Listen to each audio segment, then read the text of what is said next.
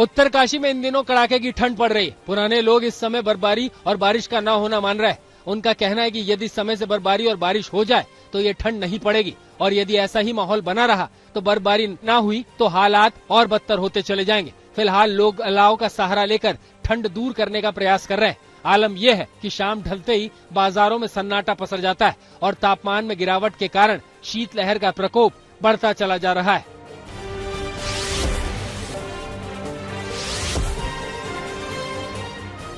नए साल के बाद दिल्ली ठंड के रिकॉर्ड लगातार तोड़ रही है। न्यू ईयर के पहले हफ्ते में ही सीजन का सबसे ठंडा दिन दर्ज किया गया और अब ऐसा लग रहा है कि दिल्ली में बस बर्फ पड़ना ही बाकी रह गई है। देश की राजधानी दिल्ली में ठंड का सितम लगातार जारी है। कड़ाके की पड़ रही ठंड लगातार नए रिकॉर्ड बना रही है। गुरुवार को दिल्ली की सुबह सीजन की सबसे ठंडी सुबह रिकॉर्ड की गई थी। 2 दिन पहले ही दिल्ली सीजन का सबसे ठंडा दिन होने का 100 साल का रिकॉर्ड तोड़ चुकी है।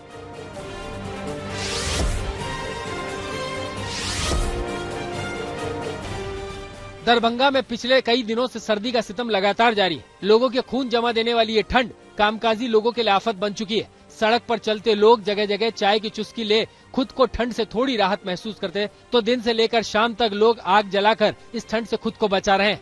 मजदूर वर्ग के लोगों का हाल इस ठंड में और ज्यादा बुरा है। काम करने घर से निकले, लेकिन जहाँ काम कर रहे हैं वहीं अलाव जलाकर ठंड को मात देने में लगे। बढ़ती ठंड के कारण दरभंगा नगर निगम भी कई दिनों से अब शहर के अलग अलग जगहों पर अलाव जलाने की व्यवस्था में लगा है।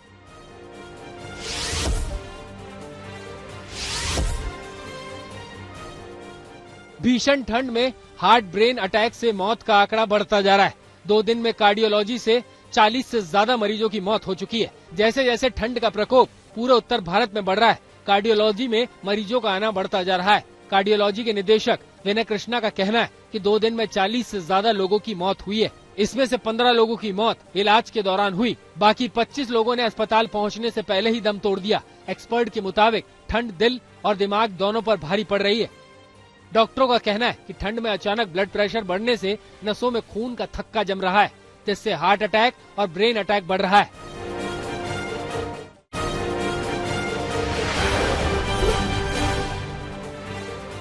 दिल्ली के शराब घोटाले में प्रवर्तन निदेशालय ने राउज एवेन्यू कोर्ट में दूसरी चार्जशीट दायर की है।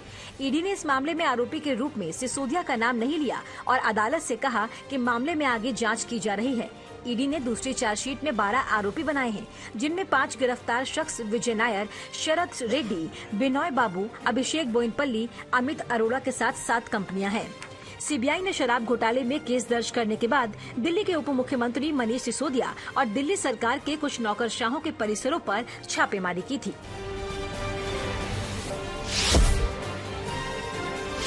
नवीन के कहने से या निधि के कहने से कुछ सच बाहर नहीं आएगा। मैं तो ये चाहती हूँ कि अपने पुलिस अधिकारी से कि कॉल डिटेल निकाली जाए, क्योंकि कॉल डिटेल में एग्जिट सब आ जाता है। बेशक से हम फोन में डिलीट कर दे कॉल, लेकिन बट आगे कंप्यूटर में तो डिलीट नहीं कर सकते ना।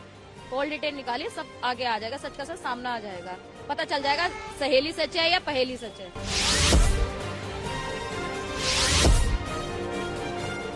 एयर इंडिया की फ्लाइट में न्यूयॉर्क से आ रही महिला पर पेशाब करने वाले आरोपी शंकर मिश्रा को अमेरिकी कंपनी वेल्स फार्गो ने नौकरी से निकाल दिया। कंपनी ने कहा कि हमारे कर्मचारी की ऐसी हरकत माफी के काबिल नहीं है। इस बीच आरोपी की अब तक गिरफ्तारी नहीं हो पाई। मुंबई में कुर्ला स्थित आरोपी के घर पर दिल्ली पुलिस ने दबिश दी, लेकिन यहां आरोपी और उसका परिवार नहीं मिला।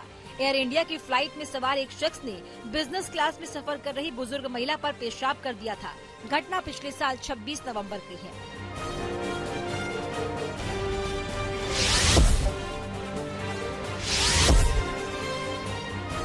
शिरडी के साईं बाबा मंदिर के खजाने को बीते साल रिकॉर्ड चढ़ावा मिला। भक्तों ने एक साल में 400 करोड़ 17 लाख रुपए साईं बाबा को दान में दिए। मंदिर की हुंडी में 167 करोड़ 77 लाख रुपए प्राप्त हुए। डोनेशन काउंटर पर 74 करोड़ 32 लाख रुपए और ऑनलाइन करीब 144 करोड़ का दान मिला। साल भर में 26 किलो सोना और 330 किलो चांदी के आभूषण भी दान में मिले। नए साल के मौके पर साईं बाबा मंदिर को 17 करोड़ 81 लाख रुपए का चढ़ावा प्राप्त हुआ है। कोरोना की वजह से करीब 1.5 साल साईं बाबा का मंदिर भक्तों के लिए बंद था, मगर जैसे ही साईं मंदिर के द्वार खुले 2.5 करोड़ से ज्यादा श्रद्धालुओं ने साईं समाधि के दर्शन किए।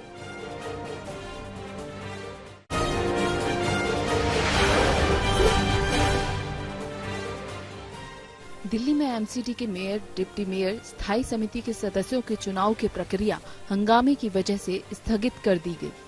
उधर आप ने इस मुद्दे पर कोर्ट जाने के संकेत दिए हैं। प्रोटेम स्पीकर ने सबसे पहले मनोनीत सदस्यों को जैसे ही शपथ दिलानी शुरू की, आम आदमी पार्टी के सदस्यों ने विरोध शुरू कर दिया। इससे पहले बीजेपी पार्षद भी इनके खिलाफ नारेबाजी करने लगी, जिसके बाद नौबत हाथापाई तक पहुंच गई। हरियाणा में भारत जोड़ो यात्रा के दूसरे फेज में राहुल गांधी ने महंगाई और बेरोजगारी को लेकर केंद्र सरकार पर जोरदार हमला किया। राहुल गांधी ने अग्निवीर योजना को लेकर भी सरकार को घेरा और कहा कि पहले 80,000 युवा सेना में भर्ती होते थे, अब सिर्फ 40,000 होंगे। पानीपत में रैली के दौरान राहुल ने कहा कि अगर कांग्रेस की सरकार बनी तो हर गरीब मजदूर के खाते में 72,000 रूपए दिए जाएंगे। कांग्रेस के अध्यक्ष मल्लिकार्जुन खड़गे ने कहा कि अमित शाह के राम मंदिर की तारीख वाले बयान को लेकर पलटवार किया। खड़गे ने कहा कि इनके मुंह में राम और बगल में छुरी है, ये लोगों को बांट रहे हैं। भारत जोड़ो यात्रा के जम्मू कश्मीर पहुंचने से पहले कांग्रेस को बड़ी राहत मिली। जम्मू कश्मीर के 17 नेताओं ने फिर से कांग्रेस ज्वाइन किया। इनमें पूर्व उप मुख्यमंत्री ताराचंद और पूर्व पीसीसी प्रमुख पीरजादा मोहम्मद सईद शामिल हैं। ये वही नेता हैं जिन्होंने 2 महीने पहले पूर्व मुख्यमंत्री और कांग्रेस नेता गुलाम नबी आजाद की पार्टी डेमोक्रेटिक आजाद पार्टी यानी डीएपी ज्वाइन की। इस दौरान एआईसीसी के महासचिव केसी वेणुगोपाल भी मौजूद रहे। दूसरी ओर बनिहाल से कांग्रेस के नेता डॉक्टर आसिफ खांडे ने अपने सैकड़ों समर्थकों के साथ गुलाम नबी आजाद की पार्टी डीएपी का हाथ थाम लिया। त्रिपुरा में चुनावी अभियान को हरी झंडी दिखाने के बाद गृह मंत्री अमित शाह ने मणिपुर और नागालैंड का दौरा किया। मणिपुर को अमित शाह ने केंद्र की ओर से करीब 1300 करोड़ की सौगात दी। मणिपुर की राजधानी इम्फाल में गृह मंत्री ने 120 फीट ऊंची मार्शिंग पोलो मूर्ति का उद्घाटन किया। गृह मंत्री ने चूड़ा चांदपुर में मेडिकल कॉलेज का भी उद्घाटन किया। मणिपुर के बाद अमित शाह ने नागालैंड को करीब 52 करोड़ की परियोजनाओं का उद्घाटन किया। इस बीच अमित शाह कल कोरबा से छत्तीसगढ़ में चुनावी अभियान की शुरुआत करेंगे। बीजेपी ने इस मौके पर एक बड़ी रैली का आयोजन किया, जिसमें 4 जिलों से 50,000 लोगों के पहुंचने का दावा किया जा रहा है।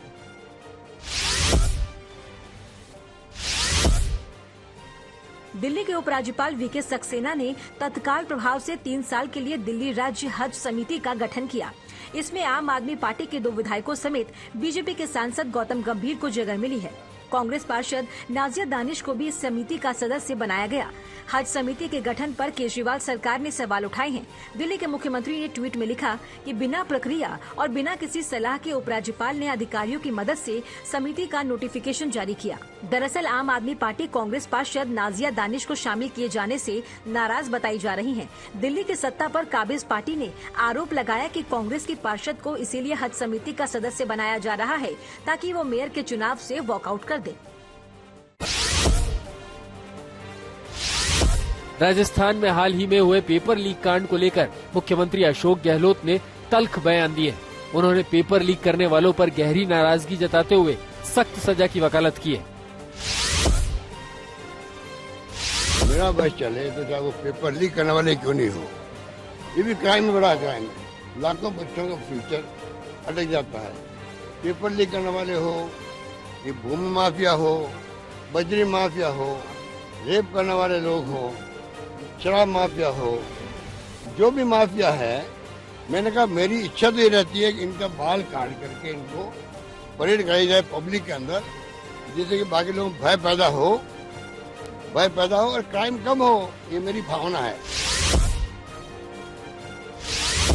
बरेली में धर्म परिवर्तन का मामला सामने आया। एक लड़की ने आरोप लगाया कि 11 साल तक उसको बंधक बनाकर रखा गया और जबरन धर्म परिवर्तन कराने को लेकर बलात्कार भी किया गया, फिर जबरदस्ती निकाह कराया। पीड़ित के मुताबिक आरोपी बेल्ट से पिटाई भी करता था। जैसे तैसे पीड़ित आरोपी के चुंगल से भागी और अपने घर पहुंची, तब जाकर इस मामले का खुलासा हुआ। अब पुलिस से इस मामले की शिकायत की है। पुलिस ने आरोपी युवक को गिरफ्तार कर लिया है।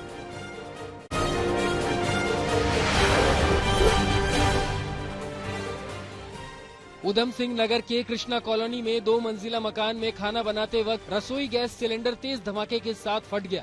गैस सिलेंडर फटने के बाद 2 मंजिला मकान धराशायी हो गया और उसका मलबा पीछे स्थित 2 मकान पर जा गिरा। इस घटना में 2 लोग गंभीर रूप से झुलस गए, वहीं एक महिला सहित 4 लोग मलबे में दबकर घायल हो गए।